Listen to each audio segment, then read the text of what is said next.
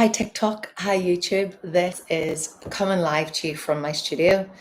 And I think it's quite an interesting one because, whenever I'm going live, I like to have a decent something behind me that I feel like, oh, I want to show that one to the world. But today has been all about play in the studio, and I want to talk about the importance of that for you in what you do. So there's a few ways around this. Whenever you are making art, and it is your hobby, it's very easy to feel like you need to make a product at the end of something, and to feel like you have got to make it like so, and you don't want any imperfections on it, and you don't want it to not be frameable. And that stifles your work. I've talked about that before. I talk about that often. And however, even if you are doing this and this is just a hobby, it still requires play. So play can come in different forms, can come in different ways. I think it was Van Gogh. No, it wasn't. Sorry, who it was.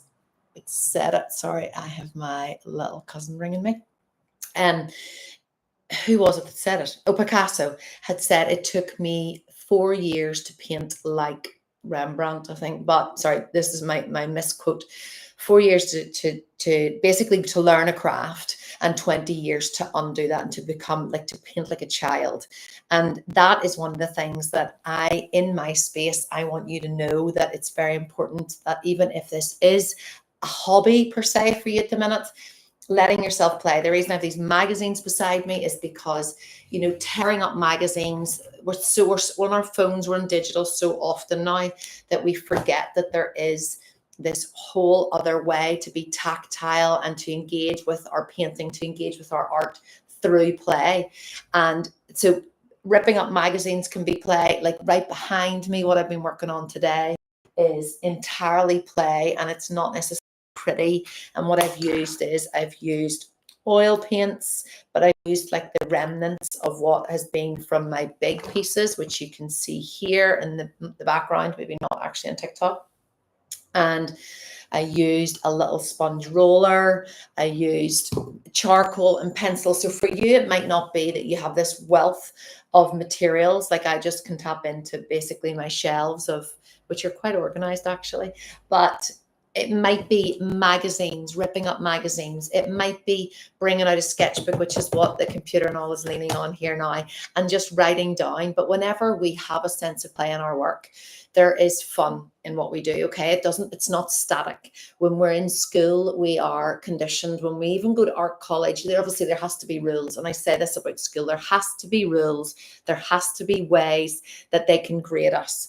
But for you in your own active painting and learning your craft, the rules don't apply. And that is a hard thing to swallow, because as humans, we like rules. With my kids, my teenagers, we like boundaries. So when you have fun, when you have freedom, you get connection and you get engagement, and you learn how to bring your audience in. So it's so much more than that. And you also accept that, these are not what I want to be putting into frames behind me, but they lead to something else, and they allow you to learn what you don't like and what is wrong before you bring it to the actual canvas. This is an actual canvas that I will be sticking to with it. We've got this nice sheen on it. There's also different elements of oil paint. So I use oil bars. So oil bars are compressed oil paint into this lovely, basically it's an oil pastel, and they're like so. So I've always loved Sennelier. This is a different one. Oh, no, it's not. This is an oil stick from Sennelier. Well, it's in French, so it must be Sennelier. Wedgwood blue, which is actually a really gorgeous color blue, and I didn't use in what I have behind me. But whenever you have connection, whenever you have expression, then you have art that is talked about. So the reason that I don't want to teach you with grids, and it's not for me, it's not what I want for you. It's not the art that I'm drawn to. There is a time and a place for realism. I can certainly help you with skills to help you if you do use a grid, but that is the thing that I think can make work static. So whenever you already have this connection and expression, it's because you've let the rules sift away. So they disperse gradually. The other thing on the play is, in order to get better at something, you must repeat what you're doing. So the active play and the active scribbles and brain dumps, I talk about that a lot. Get everything brain dumped onto a page before you start in the morning. Creativity has to be given space to breathe. And it's funny now, I'm 42 and running a business, and especially my YouTube, it's so exciting to be teaching thousands of people all over the world. Especially my website at the minute as well, like shipping all over the world. My favorite game to do is to look through and see where in the world people have been on from the website. But it's now I feel happy to be talking about the woo-woo in a way. I feel happy to say that art is absolutely in you, and you're here because you know that you can paint, and you know that you want to paint, and you know that you want your creativity to be part of your life. So play comes in all different forms. So I was talking about scrapbooking. So that might even be scrapbooking. It might literally be, these are Vogue that I featured in. I probably shouldn't be tearing those up. This is Gloss magazine, which is an Irish one that I love. My mother and father-in-law keep it for me. It's once a month. That's my goal, is to be in that. And now that I'm working with more interior designs. But anyway, maybe I'll rip this one up because I'm not in it yet. So what you would look for when you're playing and that free space of ripping things up is you would see what you're drawn to. When I mentor students who already are building their career, and at the minute I don't have spots for that, but when I am speaking with my students, the one thing I say is, what color is on your feed when you scroll through it? And I was saying this yesterday on TikTok. In your life, certain colors will pop up. And that's a playful act, that looking through your house, seeing what colors you're drawn to. I've talked about that before. But even whenever you are working through magazines, picking out things like furniture. Let me just also grab this very quickly. Another active play is putting together, like, this is my little, it's very sad looking now. This is my little January board. And I have friends who, when I was a professional photographer, they would photograph with me. So it's called a second shooter, whenever you have a second person who's filming with you. And two of the girls were amazing at scrapbooking. I am not good at scrapbooking. But what I do is I take the magazine and visually, if words are not for you, or if playing like this behind me is not for you, then maybe something like this is like a little board of your expectations. So this is a mixture of my business and also of my business plans, creative plans. So I'll call some of that out for you. 2 bottles of champagne on there. So clearly I've got very high hopes. And the reason that they're on there is I would love a collaboration with the champagne company to make labels or bottles or something in the future. But things that stick out, words, there's going to be words in that play as well for you. So it might just be talking about poetry or dumping down words that you love. Colors, fashion's another thing. So we can play. And also, I talked about this yesterday on TikTok. Play with what you wear. I now go to the charity shops and get the clothes that I want. Well, this actually was not charity. This was a really nice shirt, but it's about 6 years old. I go and I pick up my clothes for cheaper there, because then I just feel like I'm more expressive in myself. I'm in these today, jogging bottoms. But you can play falls into all categories of your life, and it will fuel your art. It's really important that you let that be. So there's this scrapbooking. Then there's also just behind me layers, playing with, I was putting water over my oils, just allowing those to be, like, those are not going to be framed. They're not going to be, well, I keep going back to them. They've got so many layers. And on that note, go for a pad. If you're working with anything like this, where you're putting oil straight onto it, pick something that is a mixed media, so that you get, they take the depth of it and it doesn't seep through on a practical level. And also in the music that you listen to, put the music on when you're painting. I love classical music. When I paint live on streaming, they don't let me for copyright issues, so I don't have it on. But when I'm here and I'm playing and sketching, it's really fun. So I will finish on that. Play doesn't have to be your whole practice. Play doesn't have to be it's not taking away from your practice.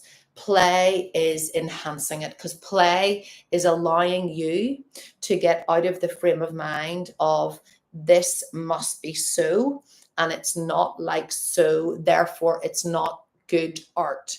That's the danger. So when we bring it back, that's why I teach you with one brush. That's why I teach you with 5 colors, red, blue, and yellow, and black and white. That's why we shorten the time frame, because you cannot you must stay in that state of play, because you're letting paint drip, and you're mixing colors, and you're always on to the next. Again, there's a time and a place for things to take a long time, like this oil painting here, which sold last week, and there's very many layers on it, and they started as play. Let your first canvas, even if you paint the most static picture over it, let the first bits be a bit of a scribble. That's another act of play. That's my penny's worth for now. It's nice to be back. It's so nice to be. I've been keeping my YouTube. I've been keeping my studio tidy. And when I come in, TikTok as well, you've seen me tidy my studio. When I come in, it makes me happy. My dad was a mechanic, and he died in 91, but he had a very tidy garage. And you'll hear me talk about things and referencing them over and over. I'm sure I've heard this before, but I would go into the garage, and even after he died, my mum kept it so tidy until now. Me and my brother have moved houses and dumped stuff into my dad's garage. But I remember going in on cold nights very vividly, and I have very few memories of my dad. I was 7 when he died. And you would walk in the door, so the big garage door would be closed because it was so cold. And then there's the pit, that mechanics go down and they work up through. So he would be under there, and I would see his breath. And I remember he would have tools laid out at the top of the pit. And that was all. He had all the tools that he needed. So he didn't need a million tools. Maybe that's why I want to teach you with just one tool, even though I've got a lot of tools here. But keeping my space tidy clears your mind. It's a bit like that brain dump in the morning. Get the brain dump out. And what a brain dump is it's everything and anything. If your neighbor came over, they probably couldn't read it. If the person behind you, they probably couldn't read it. That's the beauty of it. Throw the words down, clear space for your creative mind. Allow yourself to have your little busy areas in the place that you work, but start with it nice and clear, so that the play can be even more free-flowing and it's not stuck and static. In terms of YouTube, I have recorded another demo for you. It is the roses that are currently YouTube's throwing me up there in the algorithm, which is so exciting. I did a version of it yesterday with palette knife, and it's going to take a bit of editing because I decided to film at home. I know I had feedback. Someone said it was too far away, but I still haven't got that camera crew. But it's using palette knife, and it's really fun. And I think it's going to be called the whirlwind with palette knife. And I think that's a bit like life and time with me. Hi, Claudia. Thank you. It's a whirlwind, and in 3,000 years, no one's going to remember me. Although maybe I'll be renowned for teaching people how to paint loose, freedom, enjoy yourself, go easy on yourself. Have a lovely day. Let me know any questions, especially TikTok and YouTube, under my recent videos. Let me know anything about materials, anything about building a creative business, anything about taking your practice to the next level. And then I hadn't mentioned on TikTok, but I did say in the start of my YouTube that my Masters of my foundation, I can't even say it. The foundation of loose painting, my course is out. I did it, guys. I actually pulled myself together, put myself in a darkened room to do the editing, turned off all distractions because I have to do that, set the timer on my phone for 30 minutes because I could talk on here all day and I could play all day, but I have to run this business, keep this ship going. So the course is out. It is on my website. And it's under teaching, but for now, just enjoy all the free demos on TikTok, on YouTube. I want you to be the most unintentional artist in your household and to just have faith in what you do and to let play, fun, freedom be a part of that, because that's what invites our audience in. Even if you're painting it with your grandkids, even if you're painting it for your downstairs toilet, You want people to discuss it. You know, you want people to be like, what is she doing? What is that? That's what we want. So it's settling into that, settling into it. Okay. Have a lovely day. Now to turn these all off. I don't know what I'm doing. Oh, here we go. Here we go. I'm going to go and call my little cousin back. Bye, guys. Thank you so much for your time and for being on my channel.